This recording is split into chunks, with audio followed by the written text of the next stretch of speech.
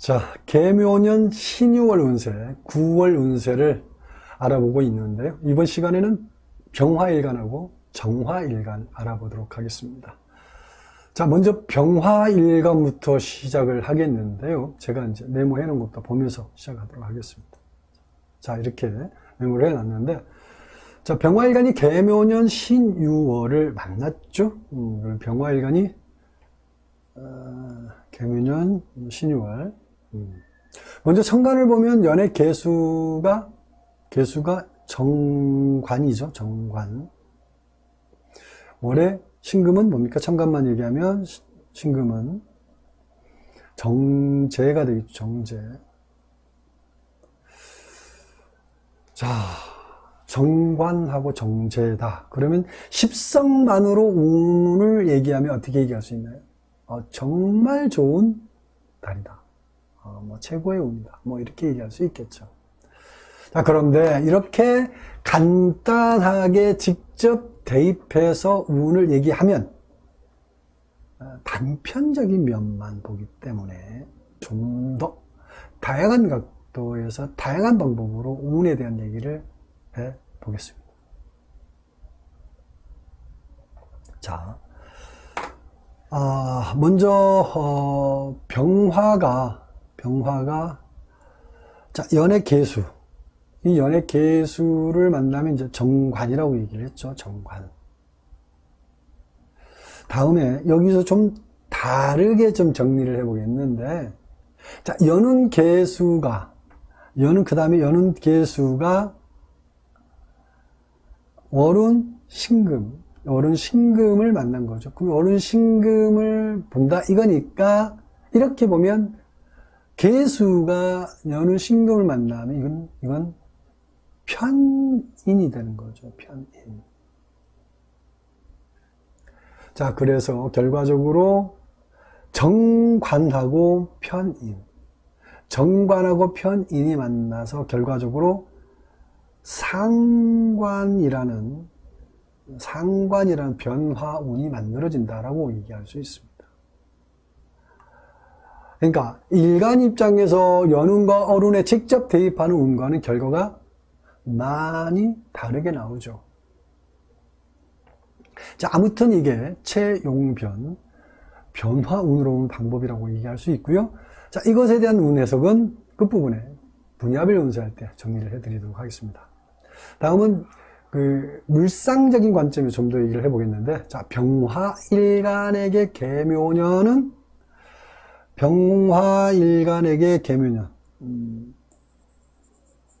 그러면 일단 개수 자체는 정관이라고 일단 얘기를 했죠. 정관. 자, 병화하고 개수가 일단 정관이지만 개념이 뭐냐면 병화는 태양이고 개수는 수증기 이런 거 아지랑이 수분 이렇게 얘기를 하는데, 이 생명체를 키우는 양분 이렇게 얘기하죠.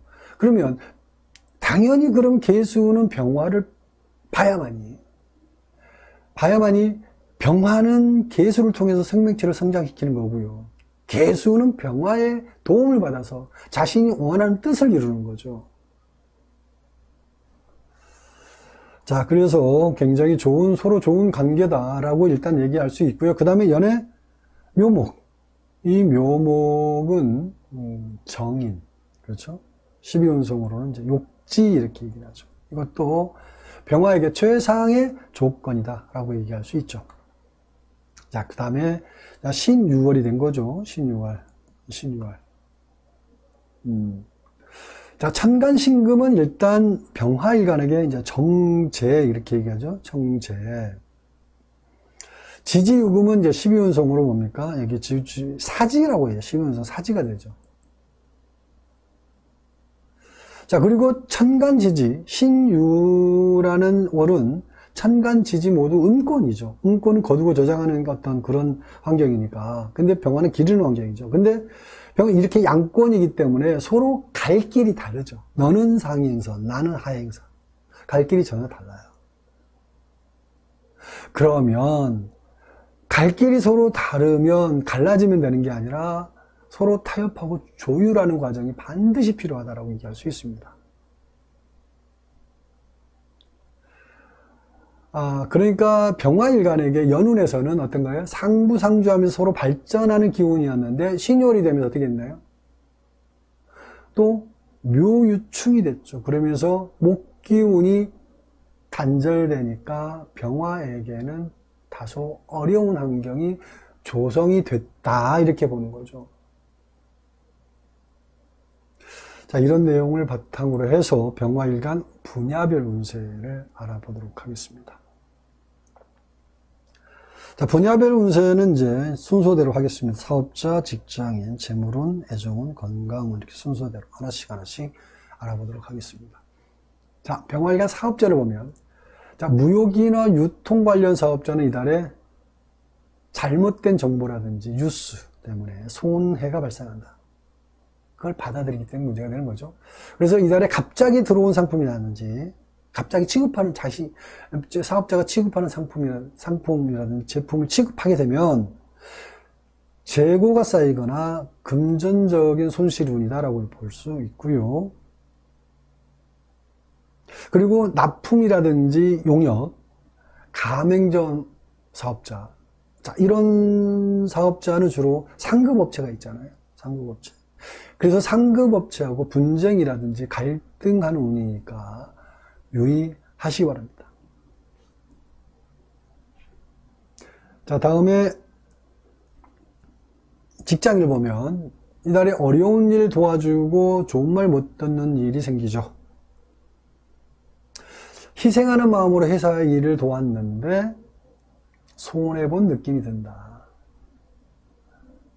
친구라든지 가족에게도 이런 마음이 생기는데, 그건 특히 이달에 자기 자신이 소심해져서 그런 거니까 이달이 잘 지나가면 별 문제 없습니다.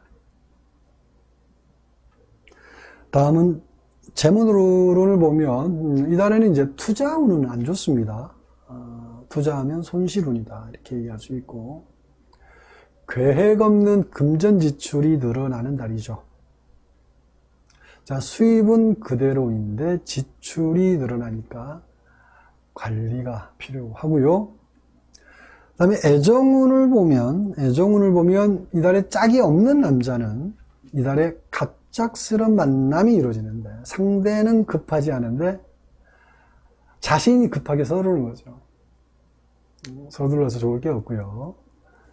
자, 여성은 이달에 만나고 있는 사람하고 갈등한다든지 이별운입니다. 이런 달에는 자주 만난다든지 대화를 자주 한다든지 이런 건 오히려 안 좋겠죠. 다음에 건강운을 보면 이달에 예민해지는 달이죠. 사람 간의 시비다툼이라고 그러잖아요. 이게 문제가 될 수 있고요. 신경성 관련 질환이 있는 사람은 좀 더 신경 쓰는 게 좋습니다. 자, 여기까지 병화일간 신유월 9월 운세 알아봤고요. 바로 정화일간으로 넘어가도록 하겠습니다. 자, 정화일간 넘어갈게요. 자, 정화일간. 자, 바로 정화일간 시작하도록 하겠습니다. 자, 정화일간이 개묘년 신유월을 만났죠. 자, 먼저 천간을 먼저 보겠습니다. 정화일간에 이제 연의 개수. 연의 개수는 뭐라고 그러나요? 편관, 이렇게 얘기하죠. 편관. 월의 신금은 편재, 이렇게 얘기하죠. 편관, 편재.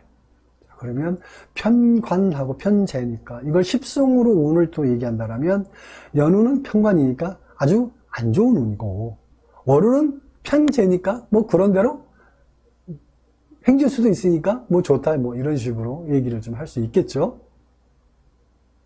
자, 그런데 이렇게 간단하게 직접 대입해서 운을 얘기하면 단편적인 면만 보기 때문에 좀 더 다양한 각도에서 다양한 방법으로 운에 대한 얘기를 해보도록 하겠습니다. 자, 그래서 먼저 정화가 연운 개수를 만난다. 정화가 연운 개수를 만나면 일단 평관이라고 얘기했잖아요. 평관. 자, 다음에 여기서 좀 다르게 정리하면 연운 개수가 월운 신금을 보는 거죠. 자, 이렇게 보면은 개수가 신금을 만났으니까 뭐라고 얘기합니까? 편인이 되죠. 편인. 자, 그래서 결과적으로 편관하고 편인이 만나서 뭐가 됐냐면 식신이라는 변화운이 생긴 겁니다. 만들어지는 거죠. 자, 일간 입장에서 연운과 어룬에 직접 대입하는 운과는 결과가 많이 다르게 나오죠. 아무튼 이게 체용변 변화운으로 보는 방법이라 일단 얘기를 하고요. 이것에 대한 운 해석은 끝부분에 분야별 운세할 때 다시 한번 정리해 드리도록 하고요. 다음에 이제 물상적인 관점에서 좀 더 얘기를 해 보겠습니다. 물상적인 관점에서. 자, 정화일간에게 계묘년은 연의 개수가 일단 평관이라고 얘기했고요. 평관. 이렇게 평관이니까 안 좋다라고 일단 얘기를 하는 거죠. 그죠?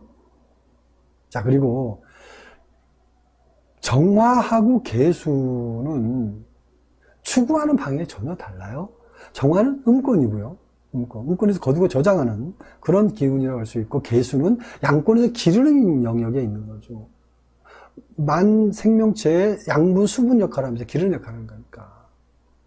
추구하는 방향이 완전히 다르죠. 그래서 이렇게 이질적인 기운이기 때문에 서로가 도움이 안 되죠. 물론 평관이기 때문에 안 좋다라고 얘기할 수 있지만, 이런 작용력이라는 관점에서 안 좋다라고 얘기할 수 있는 거죠.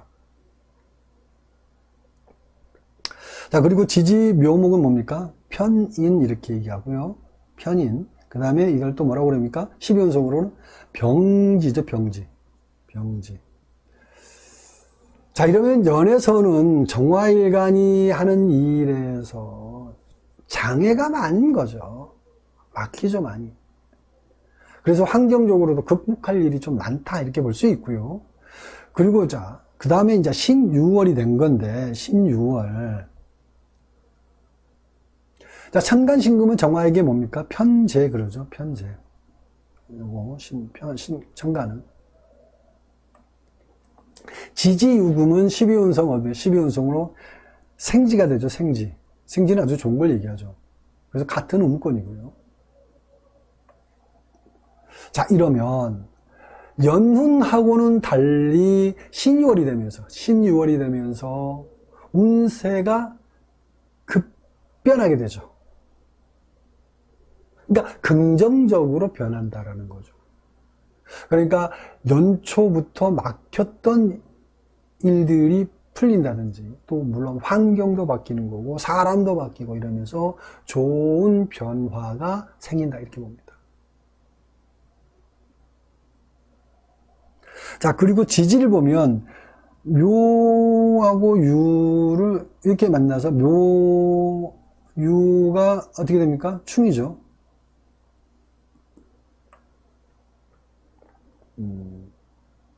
자, 이 말은 연지 묘목 기운이 유월이 되면서 단절된다 이 말이죠. 그런데 이게 뭐냐면 정화에게는 이런 작용이 긍정적인 영향을 미치는 거니까 정화일간은 기대할 만한 거죠.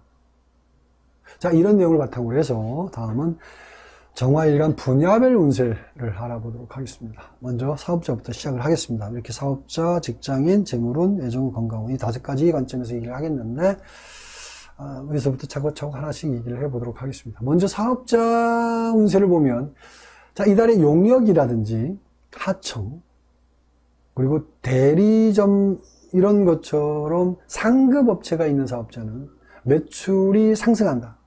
수익도 좋은 달이다. 이렇게 봅니다. 그리고 식품 유통이라든지 요식업 식자랑 요식업, 이렇게 음식점 사업자도 이달에는 매출이 좋은 달이다 이렇게 봅니다. 그 다음에 직장인은 이달에 복지가 좋고 규모가 큰 직장에 다니는 사람은 좀 더 좋은 달이다 이렇게 얘기합니다. 그리고 전문 직종도 마찬가지 이달에는 성과가 좋고 좀 발전하는 달이다 이렇게 얘기하고요. 자, 상대적으로 영업이라든지 서비스 관련 직종은 이달에 실적이라든지 성과가 좀 더디다, 좀 약하다. 그래서 만족감이 떨어진다고 봅니다. 다음은 이제 재물운을 보면 이달에는 고정수익 외적으로 부가수익이 좀 있는 달이죠. 보상금이라든지 사례금, 보조금, 이런 형태의 재물운이 좀 있는 달이고요. 일부 상속금이라든지 증여금, 이런 형태의 재물도 생기는 달이죠. 다음에 애정운을 보면 이달에는 여성은 만나고 있는 사람과는 결혼 얘기가 오가는 운이다라고 얘기할 수 있습니다. 그 다음에 짝이 없는 남자는 새로운 짝을 만나는 운이죠. 남녀 모두 애정운이 좋은 달이고요. 마지막으로 건강운을 보면요. 건강운은 이달에는 전반적으로 괜찮은 달이죠. 큰 문제 없습니다. 환절기, 호흡기 질환이 있는 사람은 유의하시기 바랍니다. 자, 여기까지 병화일간하고 정화일간 개묘년 12월 9월 운세 알아봤습니다. 자, 여기까지 하겠습니다.